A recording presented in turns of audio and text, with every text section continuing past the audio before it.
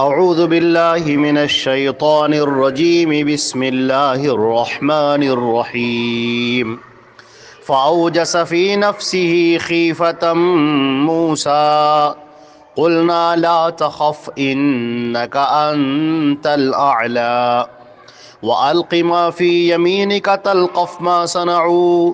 إنما صنعوا كيد ساحر ولا يفلح الساحر حيث أتى۔ یہ سورہ طٰہٰ کی آیت نمبر 67، 68 اور 69 ہے، 67، 68 اور 69۔ اور ترجمہ اس کا یہ ہے، چنانچہ اپنے دل میں موسیٰ نے خوف محسوس کیا، ہم نے کہا کہ ڈرو مت، بے شک تم ہی غالب رہو گے، اور تمہارے ہاتھ میں جو کچھ ہے اسے پھینک دو، اور یہ نگل لے گا جو بھی انہوں نے رچا ہے۔ بے شک جو انہوں نے رچا ہے یہ جادوگروں کی ایک چال ہے، اور جادوگر کبھی کامیاب نہیں ہو سکتے، وہ چاہے جہاں جائے۔ حضرت موسیٰ علیہ السلام کا اور یہ جادوگروں کا جو یہ مقابلہ ہے کہ جس میں کھڑے ہوئے ایک طرف حضرت موسیٰ اور حضرت ہارون وہ کھڑے ہیں، اور دوسری طرف جادوگروں کا پورا لشکر سامنے ہے۔ اور اس کے بعد جب انہوں نے حضرت موسیٰ علیہ السلام سے کہا کہ آپ پہلے لاٹھی اپنی پھینکیں گے یا ہم ڈالیں، اور موسیٰ علیہ السلام نے کہا نہیں، پہلے آپ ڈالیے۔ چنانچہ جادوگروں نے جو اپنی رسیاں اور اپنی لاٹھیاں زمین پر پھینکیں تو جادو کی وجہ سے وہ ان کو دوڑتی ہوئی محسوس ہوئی۔ پورے میدان میں چاروں طرف رسیاں اور لاٹھیاں جو ڈالی گئیں وہ سانپ بن گئیں، اژدہے بن گئے، اور وہ دوڑ رہے ہیں، اور دوڑتے ہوئے حضرت موسیٰ کی طرف آتے ہوئے محسوس ہو رہے ہیں۔ اب حضرت موسیٰ علیہ السلام کو ایسا لگنے لگا کہ یہ سب میری طرف آ رہے ہیں، تو ایک فطری طور پر جو ایک ڈر سا پیدا ہو جاتا ہے، وہ ایک ڈر موسیٰ علیہ السلام کے دل میں ہوا کہ اس سے پتہ چلتا ہے موسیٰ علیہ السلام بھی بشر ہیں، انسان ہیں، اور وہ بشریت سے خارج نہیں ہیں، وہ بشریت سے باہر نہیں ہیں۔ ایک انسان فطری طور پر جو ڈر محسوس کرتا ہے، وہ حضرت موسیٰ علیہ السلام نے ایک دم سے سارے سانپوں کو دیکھ کر ایک خوف اور ڈر محسوس کیا۔ لیکن چونکہ نبی کی تائید اللہ کی تائید سے ہوتی ہے، چنانچہ اللہ رب العزت فرماتے ہیں قلنا، ہم نے کہا لا تخف، بالکل مت ڈرو، ڈرنے کی کوئی بات نہیں ہے، ڈرنے کی کوئی ضرورت نہیں ہے۔ انک انت الاعلی، تم ہی بلند رہو گے، تم ہی غالب رہو گے۔ چنانچہ موسیٰ علیہ السلام کے دل کو مضبوط کر دیا، اور یہ ڈر ان کے دل سے نکل گیا، دہشت ان کے دل سے نکل گئی، اور یہ وقتی طور پر ایک ڈر بس ایک ذرا سا پیدا ہوا تھا، ایک لمحے کے لیے آیا تھا، اور وہ بالکل ختم ہو گیا۔ اب اللہ رب العزت کا حکم ہے وَأَلْقِ مَا فِي يَمِينِكَ، تمہارے داہنے ہاتھ میں جو کچھ ہے اس کو ڈال دو زمین پر۔ داہنے ہاتھ میں کیا تھا؟ حضرت موسیٰ علیہ السلام کے ہاتھ میں لاٹھی تھی، ڈنڈا، عصا ان کا۔ اللہ تعالیٰ نے فرمایا کہ یہ جو تمہارے داہنے ہاتھ میں ہے اس کو پھینکو زمین پر۔ تلقف ما صنعوا، یہ نگل لے گا جو بھی انہوں نے رچا ہے، یہ جو سوانگ، یہ جو تماشا انہوں نے رچا ہے، جو جادوگری کی جو یہ چال انہوں نے تیار کی ہے، یہ اس کو نگل لے گا، اس کو ختم کر دے گا۔ یہاں پر مفسرین نے لکھا ہے کہ یہاں پر تلقف ما صنعوا ہے کہ یہ نگل لے گا جو بھی انہوں نے رچا ہے، جو بھی سوانگ رچا ہے، یعنی جو جادوگری کی ہے، جو شعبدہ کیا ہے، جو نظر بندی انہوں نے کی ہے، اس کو یہ نگل لے گا اور ختم کر دے گا۔ اور بعض لوگوں نے اس کو یہ بھی کہا ہے کہ وہ ان رسیوں کو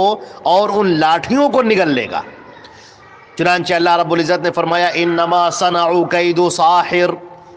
یہ جو کچھ بھی انہوں نے رچا ہے، جو بھی انہوں نے سوانگ رچا ہے، اور جو کچھ بھی انہوں نے بنایا ہے، یہ جادوگروں کی ایک چال ہے، یعنی حقیقت میں تبدیلی نہیں ہوئی ہے۔ ایسا نہیں ہوا ہے کہ لاٹھیاں اور رسیاں یہ واقعی میں اژدہے بن گئے ہوں، واقعی میں سانپ بن گئے ہوں، ایسا بالکل نہیں ہوا ہے، بلکہ یہ انہوں نے ایک چال چلی ہے تمہارے سامنے، یہ بس ایک سوانگ ہے جو تمہارے سامنے رچا گیا ہے، اور یہ ایک تماشا ہے جو تمہارے سامنے کھڑا کیا گیا ہے، اور یہ ایک جادوگری ہے اور کچھ نہیں ہے۔ وَلَا يُفْلِحُ السَّاحِرُ حَيْثُ أَتَىٰ، اور یہ جادوگر جہاں سے بھی آئے ہوں یہ کبھی کامیاب نہیں ہو سکتے۔ چنانچہ یہاں پر فرمایا گیا کہ جو ان لوگوں نے رچا ہے یہ اژدہا، یہ جو سانپ ہے تمہارا پھینکا ہوا، یعنی یہ جو تم نے لاٹھی زمین پر ڈالی اور یہ جو لاٹھی پھینکی گئی وہ اژدہے میں تبدیل ہو گئی، تو یہ حقیقت میں تبدیل ہو گئی۔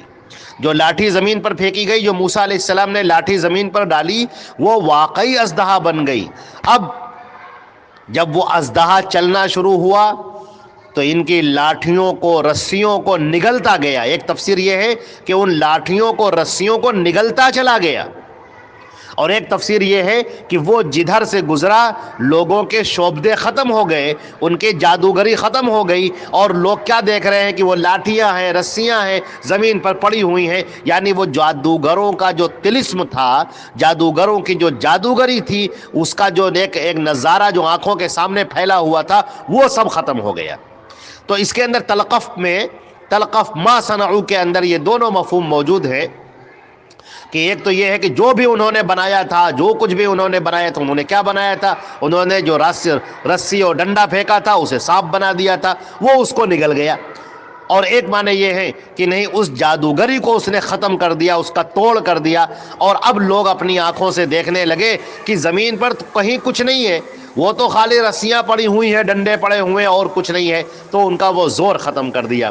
اسی کو فرمایا گیا وَلَا يُفْلِحُ السَّاحِرُ حَيْثُ أَتَىٰ، اور جادوگر کبھی کامیاب نہیں ہو سکتا، وہ چاہے جہاں جائے، چاہے جس جگہ جائے۔ اور یہ بات صحیح ہے، اللہ رب العزت نے اس جادوگری کے فن کو سیکھنے سے منع کیا ہے، اور یہ بتائے اس سے پہلے کہ ہم آیت نمبر 59 میں اس کی ہم تشریح کر چکے ہیں، 58 اور 59 میں ہم اس کی تشریح کر چکے ہیں کہ یہ جو جادوگری ہے اس کو اللہ نے پسندیدہ نہیں قرار دیا ہے،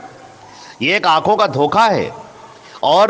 جادو جو ہے وہ شوہر بیوی کے درمیان تفریق کرنے کے لیے، اور بسا اوقات انسان کو بیمار کر ڈالنے کے لیے بھی ہوتا ہے، اور بسا اوقات یہ بہت ہی غلط طریقوں سے ہوتا ہے، اور اس کی تشریح ہم اس سے پہلے کر چکے ہیں۔ لہٰذا جادوگروں سے دور رہنا چاہیے، جادوگروں کے قریب نہ جائے، نہ ان کی تصدیق کرے، اور نہ جادوگری کا کوئی عمل کرے، اور نہ انسان جادو سیکھے۔ اللہ رب العزت نے اس کو بالکل پسند نہیں کیا ہے، اور اس کی بالکل ہمت افزائی نہیں کی ہے، اور نبی کریم صلی اللہ علیہ وسلم نے تو اسے قتل کر دینے تک کا حکم دیا ہے جب اسلامی حکومت ہو تب۔